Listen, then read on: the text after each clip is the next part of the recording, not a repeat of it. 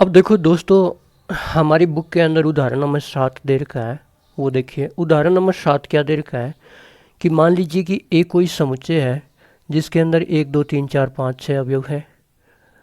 Are एक कथन दिया गया है रिलेशन में, एक्स वाई प्रकार के अवयव हैं जहाँ पे y बराबर एक्स प्लस 1 है।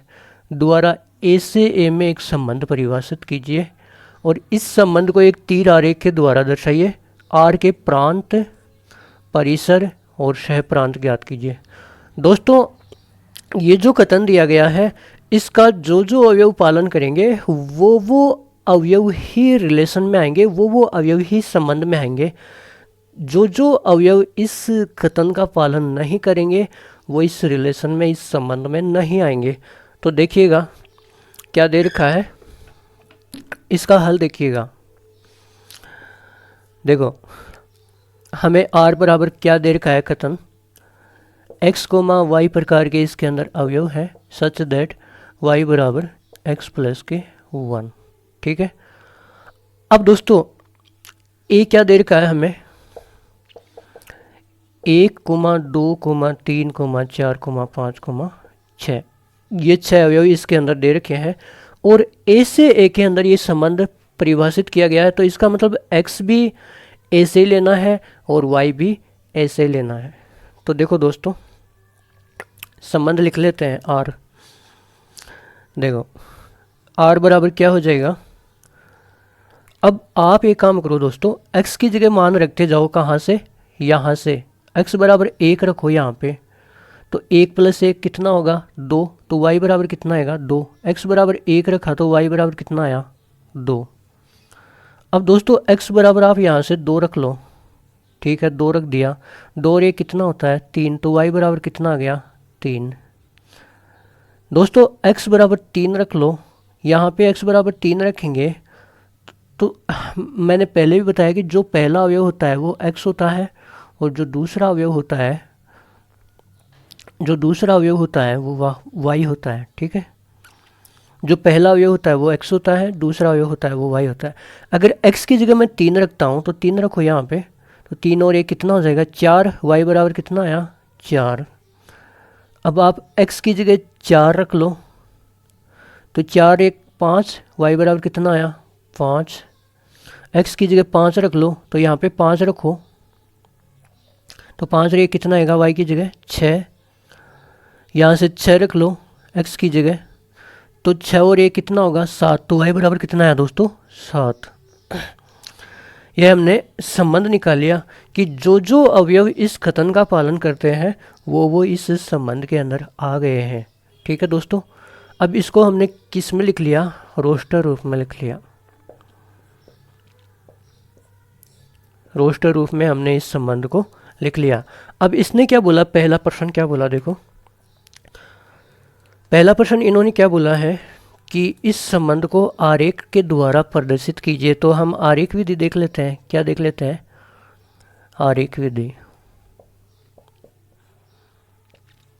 देखो दोस्तों, हम संबंध कहाँ से कहाँ तक है, ए से ए में है, ए में 1 से 6 तक अवयव है, तो 2 आरेख बना लेते हैं। इसमें अवयव है 1 2 3 4 5 6, ये भी यही है 1 2 3 4 5 6। और जो संबंध है वो कहाँ से कहाँ तक दिखाया गया है, ए से ए में दिखाया गया है क्या संबंध। अब देखो, 1 का संबंध किसके साथ है 2 के साथ, ये दिखा दिया।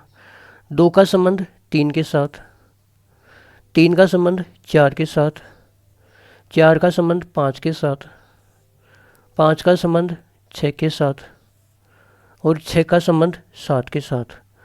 क्या दोस्तों 6 का संबंध 7 के साथ हम दिखा सकते हैं, क्योंकि 7 तो इस समुच्चय के अंदर है ही नहीं। अगर इसके अंदर है ही नहीं तो ये अवयव इसके अंदर नहीं आएगा, इसको हटा सकते हैं हम। ये कथन का पालन ही नहीं कर रहा तो ये इसमें कहाँ से आएगा। ठीक है, तो इसके अंदर इतने ही आएंगे। तो ये हमने इसको आरेख विधि से दिखा दिया। अब दूसरा प्रश्न हमसे क्या पूछा है दोस्तों, देखो दूसरा प्रश्न हमसे ये पूछा है कि आप इसका प्रांत निकालो, इसका परिसर निकालो और इसका सह प्रांत निकालो। क्या निकालो? सह प्रांत निकालो। प्रांत को इंग्लिश में डोमेन बोलते हैं, परिसर को रेंज बोलते हैं, सह प्रांत को कोडोमेन बोलते हैं। दोस्तों प्रांत कैसे निकालेंगे? इसके अंदर पहले वाले समुच्चय के अंदर जो जो अवयव कनेक्ट हुए हैं इधर वाले किसी ना किसी अवयव से, जो जो अवयव कनेक्ट हुए हैं उन अवयवों को ही लेना है। तो देखो यहाँ पे ये कनेक्ट हुआ है, चाहे किसी से भी हो, ये कनेक्ट हुआ है, ये कनेक्ट हुआ है, ये कनेक्ट हुआ है, ये कनेक्ट हुआ है। कनेक्ट का मतलब उधर किसी ना किसी से जुड़े हुए हैं।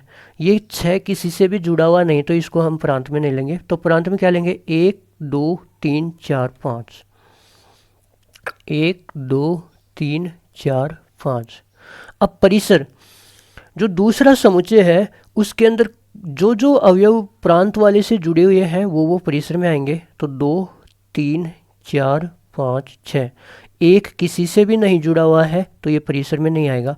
तो इसके अंदर जो जो अवयव इधर पहले वाले समुच्चय से जुड़े हुए हैं किसी न किसी अवयव से, वो अवयव परिसर में आएंगे। तो 2 3 4 5 6, 2 3 4 5 6।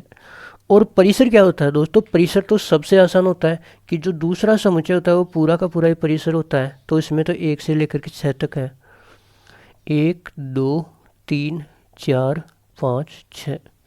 तो हमसे पूछा था कि ऐसे में एक संबंध परिभाषित कीजिए, तो हमने इसका संबंध दिखा दिया। जो जो इस कथन का पालन करते हैं वो संबंध में आ गए। फिर इसने कहा कि इस संबंध को एक तीर आरेख द्वारा दर्शाइए, तो हमने इसको आरेख विधि के द्वारा दिखा दिया। फिर बोला कि प्रांत बताइए, प्रांत बता दिया। परिसर बताइए, परिसर बता दिया। सह प्रांत बताइए, सह प्रांत बता दिया। तो ये था उदाहरण नंबर 7।